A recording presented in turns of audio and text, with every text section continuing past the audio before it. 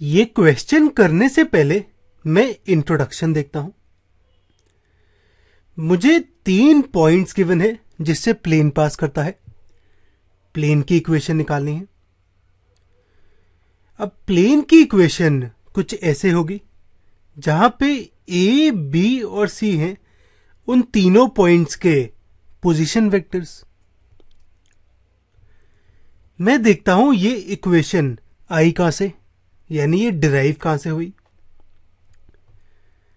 अगर suppose plane मेरा कुछ ऐसे है, इस पे 3 पॉइंट्स को मानता हूं मैं ए, बी और सी, जिनका पोजीशन वेक्टर है ए vector, B vector, C vector. अब प्लेन के लिए एक तो मुझे पॉइंट चाहिए, आर पॉइंट, जो कि होता है कोई भी पॉइंट इस प्लेन में, और मुझे प्लेन के परपेंडिकुलर एक वेक्टर चाहिए, यानी नॉर्मल टू प्लेन चाहिए। अब यहां पे ए बी और ए सी के परपेंडिकुलर होगा नॉर्मल, और दो वेक्टर्स के परपेंडिकुलर वेक्टर होता है उनका क्रॉस प्रोडक्ट। तो जो नॉर्मल वेक्टर होगा वो होगा ए बी क्रॉस ए सी।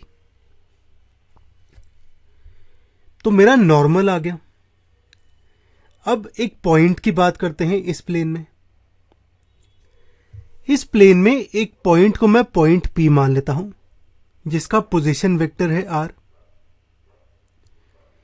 अब इस आर और नॉर्मल वेक्टर को रिलेट करना है। अब नॉर्मल परपेंडिकुलर है प्लेन से, तो प्लेन में कोई भी लाइन हो उसके परपेंडिकुलर होगा। तो एपी और नॉर्मल एन परपेंडिकुलर होंगे।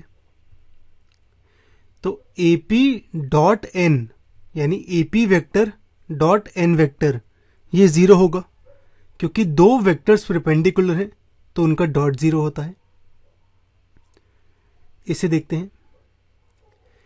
Vector perpendicular to A B और ए सी होगा ए बी क्रॉस ए सी, जो कि होगा मेरा नॉर्मल वेक्टर एन।